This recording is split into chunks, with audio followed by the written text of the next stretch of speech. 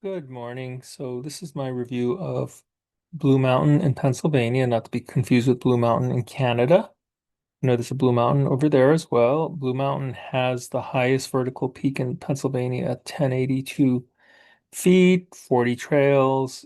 Now I have to, of course, be clear to you all that I actually work at Blue Mountain as a ski instructor. It is my favorite place to ski, even if I wasn't a ski instructor there, I'd have a season pass. I did before I started working there, and that's the reason I started working there because I loved it so much.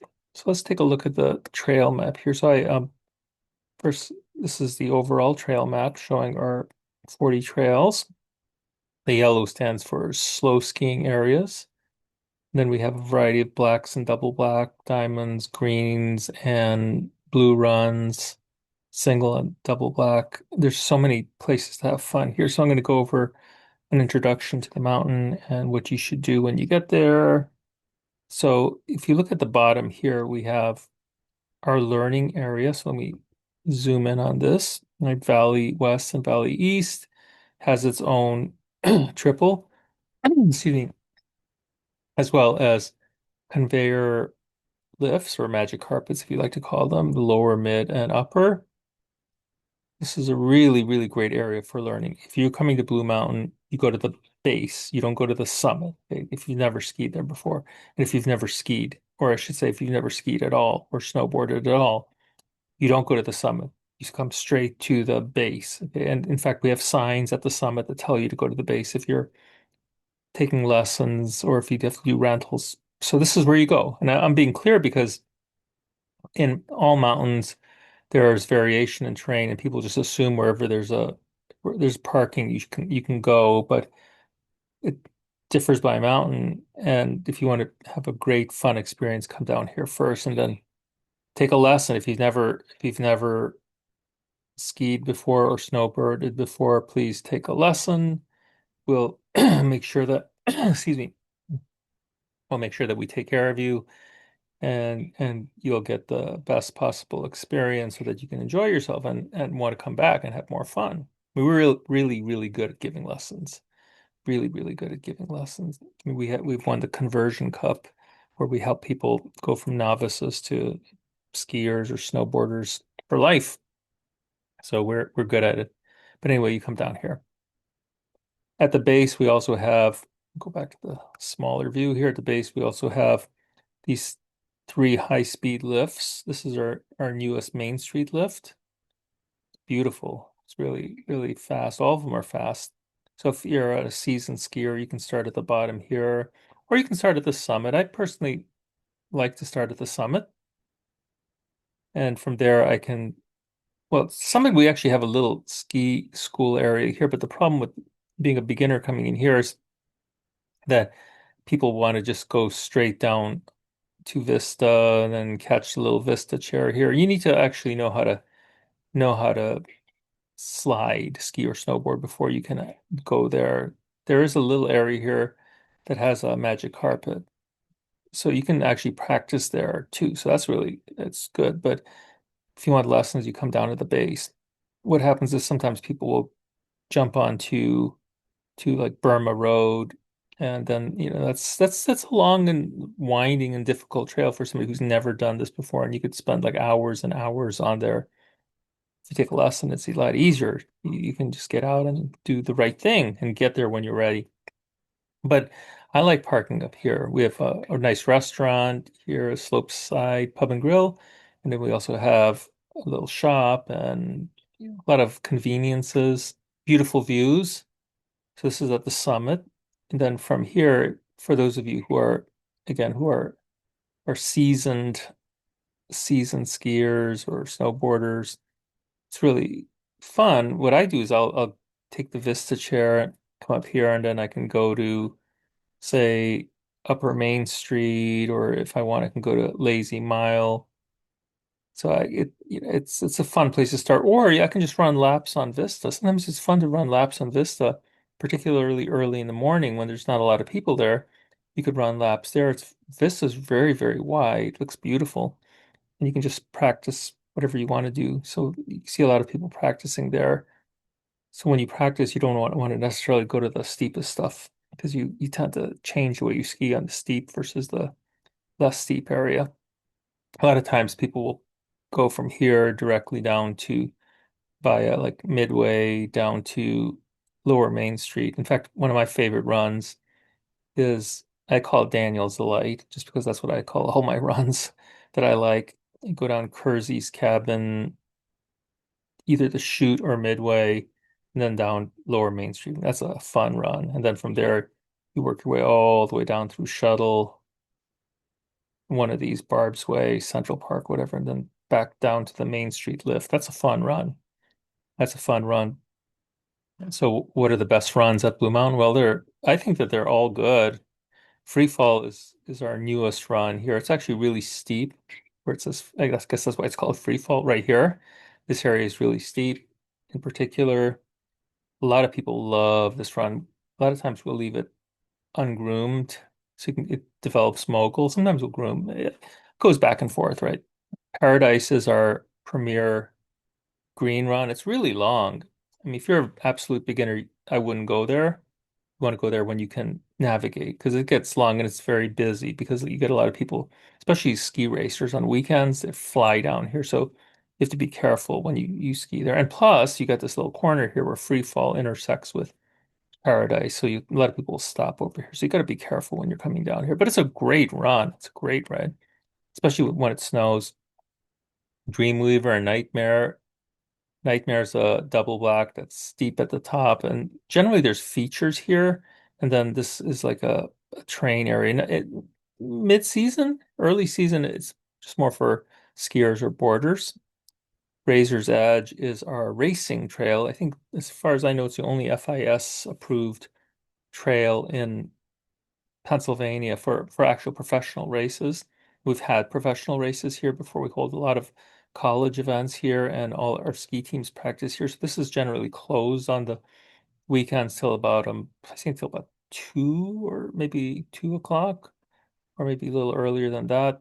And then once that's over, you can ski or ride down here. Razor's Back is a little shoot off. A lot of times ski racing training occurs on both of these. This is a steep trail at the top, really steep at the top, and then has a steep portion at the bottom right next to falls, which is also steep. But this one is not used for racing, race training. So more people go on to challenge, right? From challenge and then on to falls. Challenge, in my view, is more continuously, it has a continual steepness, whereas Razor's Edge, it's steep, flattened, steep again. So you get a little bit of a break in the middle of Razors from the steepness, but both of these are amazing runs. They're amazing runs. Sidewinder is a beauty. It's a beauty. It used to be a train park, but now it's just open for skiing and sliding. If you want to be seen by others, you'll be seen by others right there. When the lift crosses, then you can go down either lower Sidewinder. Lower Sidewinder is like a little windy. It is a Sidewinder. So it's windy little area. Lots of fun. Lazy Mile, I think it's our premier blue trail. It's a fun trail, and actually, especially in the early mornings, it's perfect. It can be really perfect. I love this run. Yeah, it's beautiful, and you have a choice to go down falls or lower Sidewinder or continue down on Lazy Mile. Depends on what you're feeling that day. Switchback. So this is my secret run here, Switchback.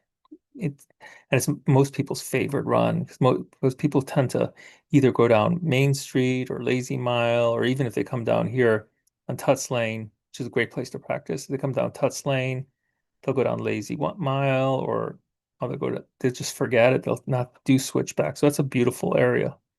Beautiful area. I love it. So we have glades as well when the snow conditions are ideal. I think what one of my favorite runs to do. So I use Carve, the ski technology, and one of my favorite runs to do on Carve is upper and lower Main Street. It's a black. It's a really good introduction to blacks. It's not excessively steep, but it is steep for especially for a beginner. It's not excessively steep, so and it's wide. When we have Barney's bumps on the side, it it takes away some of the space, but it's still wide enough. It just you can cruise down this run. It's beautiful.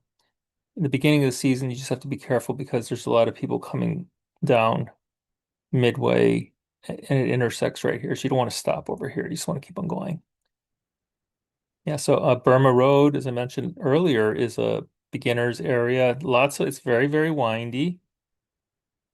It's not meant for absolute beginners. No absolute beginner should be anywhere except for on beginner trail, real beginner trail. Green trails are not beginner trails.